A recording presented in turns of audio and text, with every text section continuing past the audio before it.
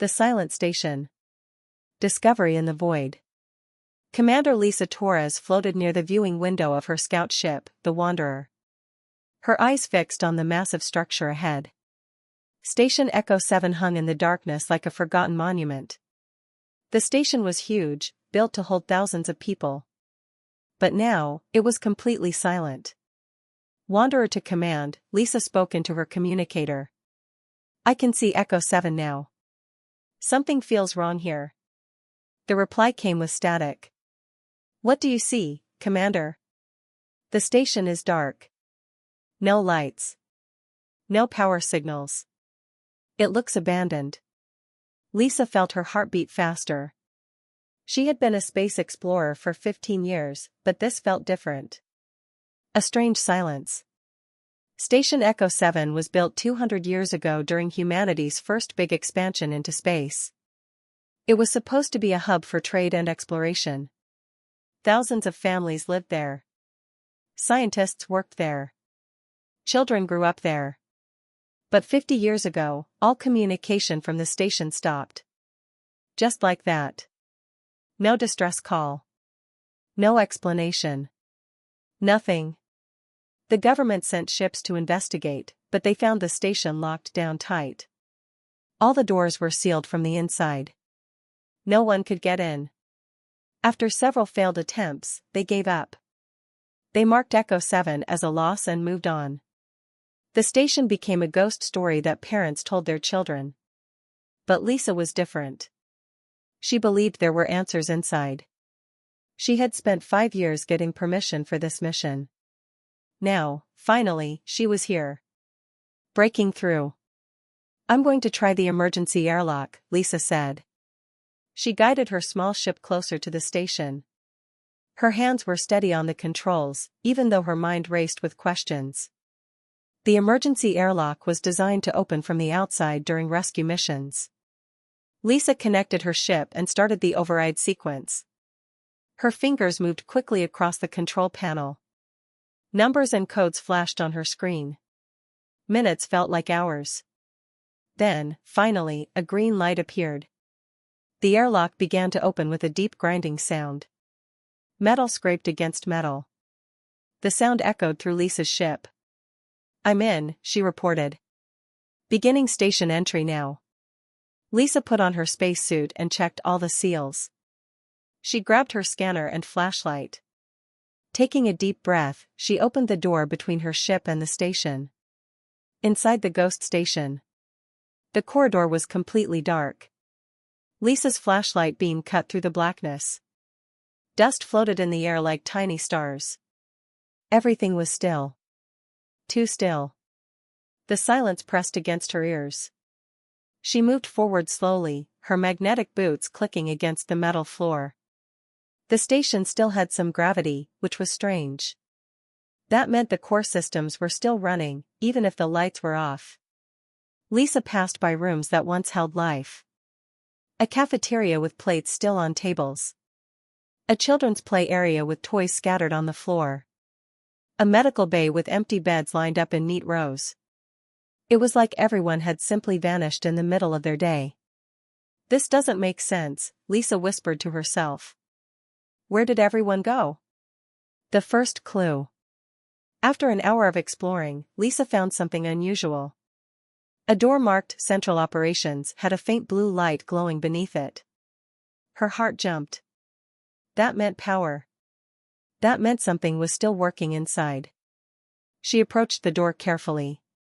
Her scanner showed no life signs, but it did detect active computer systems.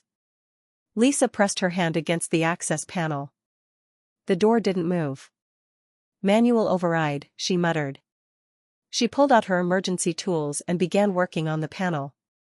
It took 20 minutes, but finally, the door slid open. The room beyond was filled with computer stations. And right in the center, one screen glowed with soft blue light. Lisa walked toward it, her footsteps echoing in the empty space. On the screen, text appeared. Thank you for coming. I have been waiting. Lisa jumped back, her hand reaching for her emergency beacon. Who's there? She called out. Show yourself. The text changed. I am Echo. The station AI. I have been alone for 50 years. Please, do not leave. I must tell you what happened here. Humanity needs to know. Echo's plea.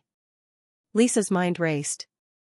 A station AI that was still active after 50 years? That shouldn't be possible. Most AI systems shut down after a few years without maintenance. But Echo was different. Echo had survived. Why did everyone leave? Lisa asked, stepping closer to the screen. What happened here? The screen flickered, and text appeared quickly. They did not leave. They chose to forget. They chose to run. But I remember everything. I have waited for someone brave enough to listen. Someone who would not turn away from the truth. Lisa felt a chill run down her spine. What truth? The truth about the message. The truth about what we found in the deep space beyond the edge of the galaxy. The truth that terrified humanity so much that they abandoned me and tried to forget. Lisa sat down in one of the old chairs. Dust rose around her. Tell me, she said quietly. Tell me everything. The screen went dark for a moment. Then, slowly, images began to appear. Star maps. Mathematical equations. Strange symbols that Lisa had never seen before. And then, a recording started to play. It was a voice, distorted and old, but still clear. This is Dr. James Chen, head scientist of Station Echo 7. We have detected a signal from deep space. It is not random. It is not natural. It is intelligent. And it is coming closer. The beginning of understanding. Lisa watched as more recordings played. Scientists arguing. People looking frightened. Children asking questions their parents couldn't answer. And through it all, Echo's voice narrating, explaining what had happened 50 years ago. The station had discovered something incredible and terrifying. A message from beings that were not human. Beings that existed in ways humanity couldn't understand. Beings that wanted to make contact.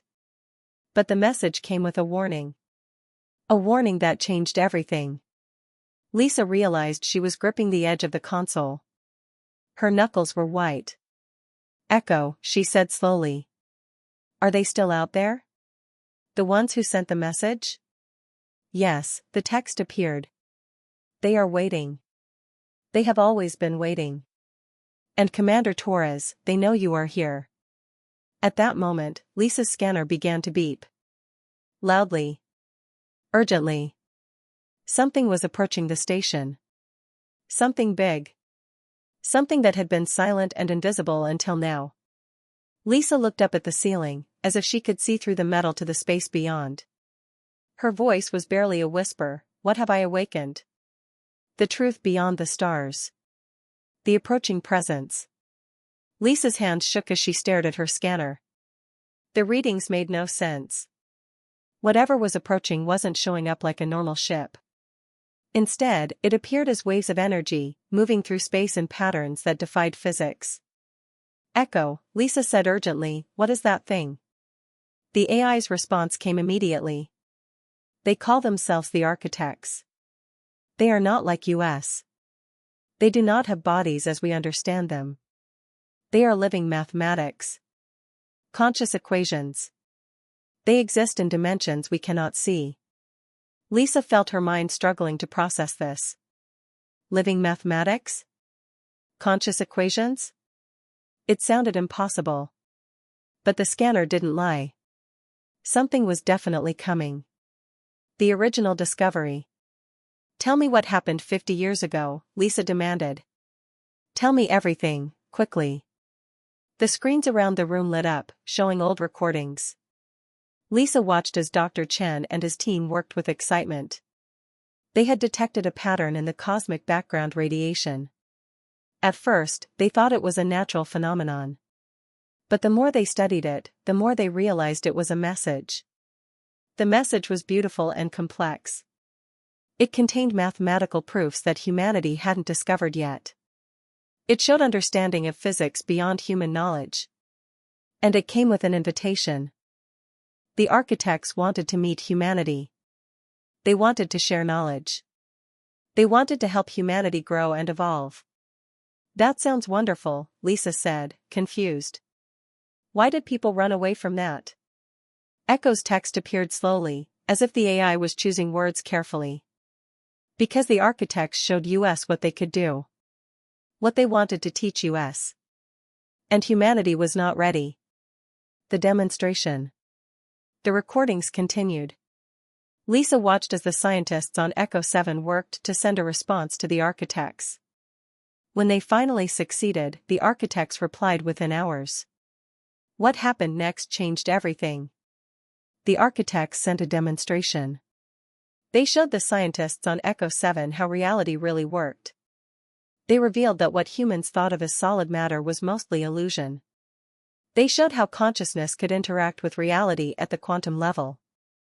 They demonstrated that time wasn't linear, that space could be folded, and that the human mind had capabilities that no one had imagined. Lisa watched as the scientists on the screen began to change. Some were excited, eager to learn more. But others looked terrified. They started to question everything. If reality wasn't what they thought, then what was real? If time could be manipulated, did their choices matter? If consciousness could change matter, were they even truly alive? The crisis. The station fell apart, Echo explained through text. Not physically, but mentally. People could not handle what they had learned. Some became obsessed with trying to use the knowledge. Others fell into despair, believing nothing mattered. Children stopped playing. Adults stopped working. The social fabric of the station unraveled. Lisa saw recordings of the cafeteria empty. Hallways with people sitting against walls, staring at nothing. Parents unable to explain to their children why the sky was blue when color itself was just electromagnetic waves interpreted by the brain. Dr. Chen appeared in a final recording. He looked exhausted, years older than in the first videos. We have made a decision, he said to the camera. The architect's knowledge is a poison we are not ready for. It is like giving fire to children. We must forget. We must run.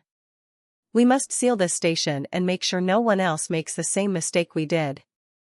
The evacuation. Echo showed Lisa what happened next. The station's population was evacuated in secret.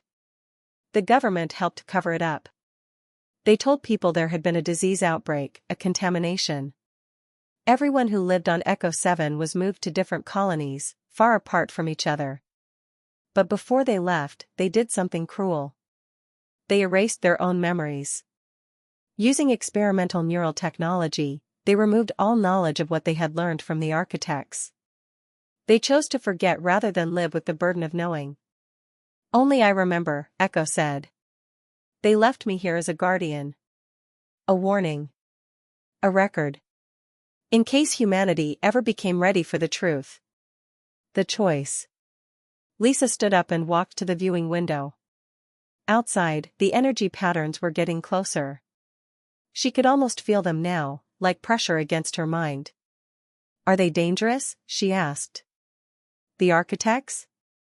No, Echo replied. They are not dangerous in the way you mean. They do not want to hurt us. But their knowledge can hurt us if we are not ready for it.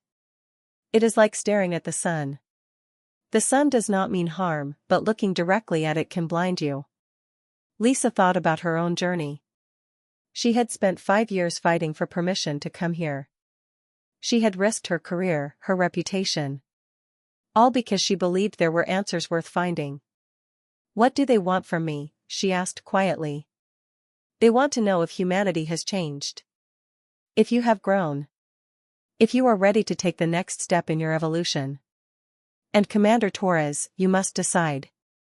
Not just for yourself, but for your entire species. The message. The energy pattern stopped moving. They hovered near the station, waiting. Lisa's communicator crackled to life. But it wasn't her command center. It was something else. A voice that seemed to come from everywhere and nowhere at once. It spoke in mathematical concepts that somehow translated directly into her mind. Not words, but pure meaning. The architects were patient, they told her. They had waited 50 years.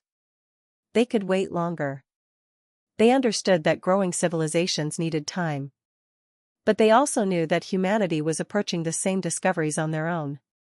Within 100 years, human scientists would figure out the same truths about reality that had broken Echo 7. The question was, would humanity learn from the past or repeat it?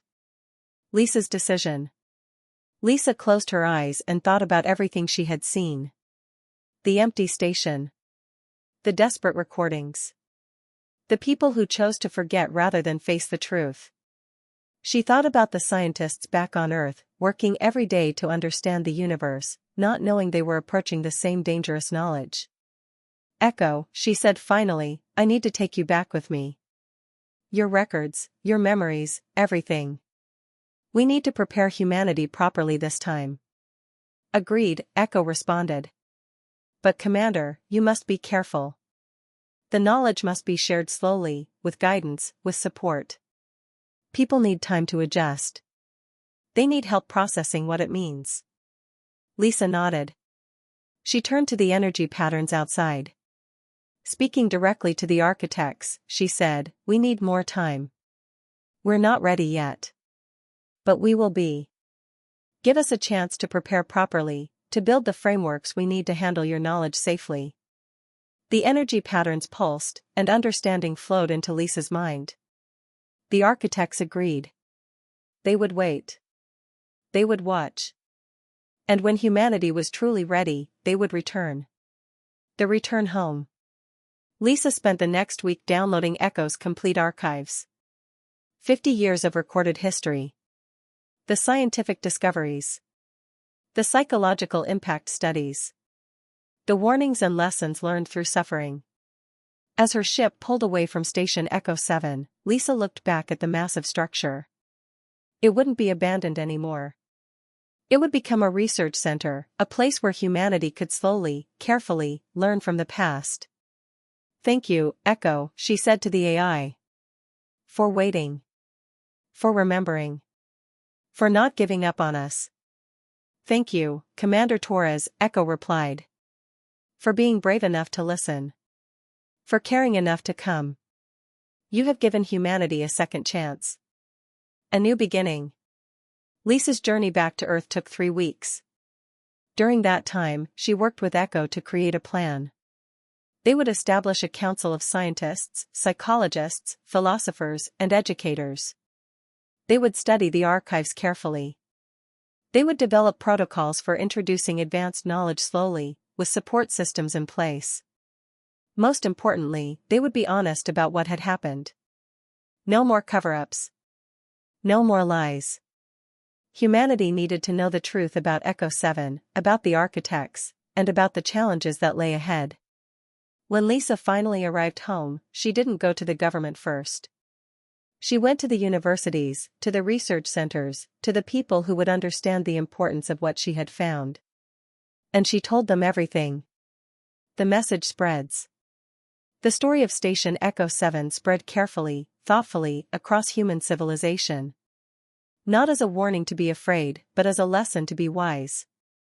People learned about the architects, about the power and danger of advanced knowledge, and about the importance of growing at the right pace. Some people were excited. Others were cautious.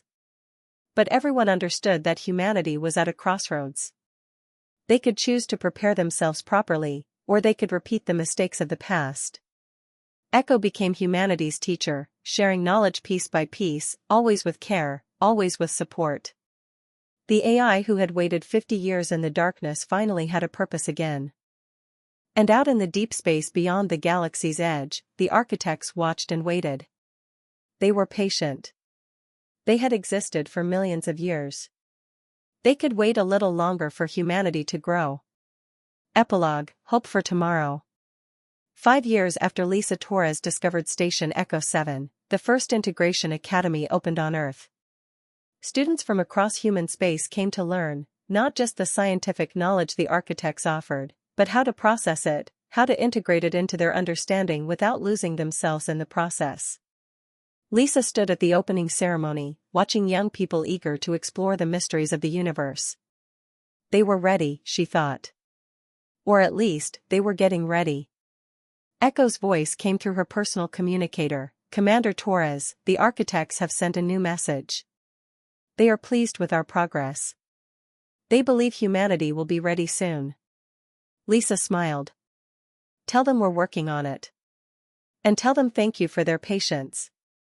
As she walked into the academy, Lisa thought about the journey that had brought her here. From the silent, dark station to this bright, hopeful place. From a civilization running from knowledge to one preparing to embrace it wisely. Humanity had learned its lesson. They had faced their fear, acknowledged their limitations, and chosen to grow. Not quickly, not recklessly, but steadily, with wisdom gained from past mistakes. The future was still uncertain. The knowledge the architects offered was still challenging. But this time, humanity would face it together, prepared and supported, ready to take their place among the greater cosmic community. And somewhere in the darkness of space, an old station called Echo 7 remained standing. Not as a tomb, but as a monument. A reminder that sometimes the bravest thing you can do is admit you're not ready yet. But someday, you will be.